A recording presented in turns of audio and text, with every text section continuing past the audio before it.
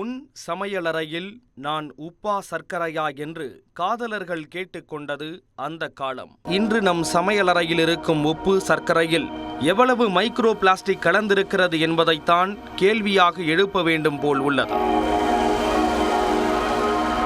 ஆண்டுதோறும் கடலில் கலக்கும் பிளாஸ்டிக் கழிவுகளின் அளவு படிப்படியாக அதிகரித்ததன் எதிரொலியாக கடல்வாழ் உயிரினங்கள் பாதிக்கப்படுவதை பல்வேறு ஆய்வு முடிவுகள் தெரிவித்தன.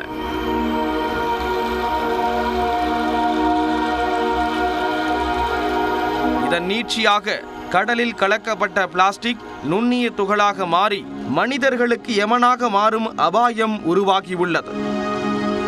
ஆம், கடல் நீரில் கலந்த மைக்ரோ பிளாஸ்டிக் தற்போது உப்பிலும் கலந்திருக்கிறது என்ற உண்மையை சமீபத்திய ஆய்வுகள் உறுதி செய்துள்ளன. மைக்ரோ பிளாஸ்டிக் மனிதர்களுக்கு மிகப்பெரிய அச்சுறுத்தலாக உருவெடுத்துள்ள பொருள். 1907ஆம் ஆண்டே சிந்தட்டிக் பிளாஸ்டிக் கண்டுபிடிக்கப்பட்டு விட்டாலும் அதன் உற்பத்தி 1950ஆம் ஆண்டுக்கு பிறகே வேகமெடுத்தது. கடந்த 1990களின் தொடக்கத்தில் பிளாஸ்டிக் இல்லாத இடமே இல்லை என்ற நிலை உலகெங்கும் உருவானது. அந்த அளவிற்கு அன்றாட பயன்பாடு அனைத்திலும் பிளாஸ்டிக் ஊடுருவியது. எளிதில் மக்கும் தன்மை இல்லாத பிளாஸ்டிக் இன்று மனித குலத்திற்கே யமனாக மாறியிருக்கிறது. இந்தியாவில் விற்பனையாகும் முன்னணி நிறுவனங்களின் உப்பு மற்றும் சர்க்கரை ஆகியவற்றை ஆய்வு செய்த டாக்சிக்ஸ் லிங்க் என்ற அரசு சாரா ஆய்வு நிறுவனம் பல்வேறு அதிர்ச்சி தகவல்களை வெளியிட்டுள்ளது. அதன்படி அயோடின் சேர்க்கப்பட்ட தூள் உப்பில் அதிக அளவு மைக்ரோ பிளாஸ்டிக் கலந்திருப்பது தெரிய வந்துள்ளது.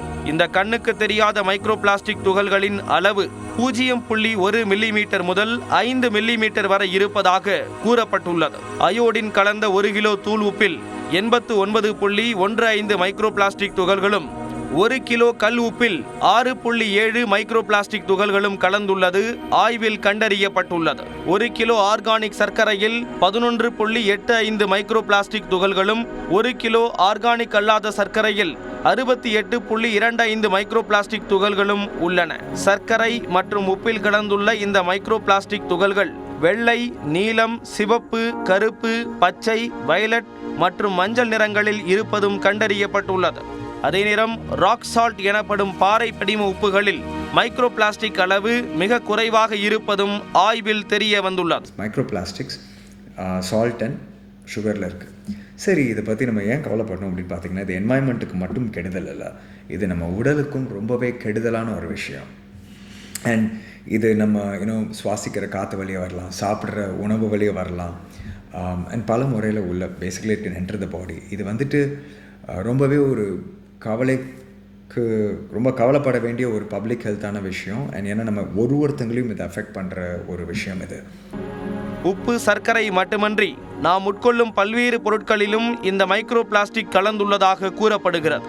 மனித உடலில் இரத்த ஓட்டத்தில் கலக்கும் இந்த மைக்ரோ பிளாஸ்டிக் துகள்களால் பல்வேறு உடல் உபாதைகள் ஏற்படும் என மருத்துவர்கள் எச்சரித்திருக்கிறார்கள்.